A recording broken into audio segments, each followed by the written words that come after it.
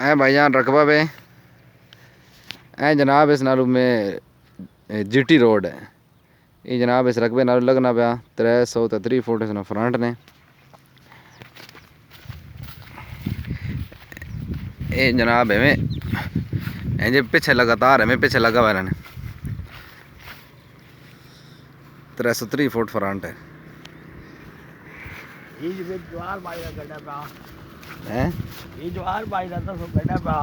हाँ हाँ ज्वार बाजरा तो बहुत सामने है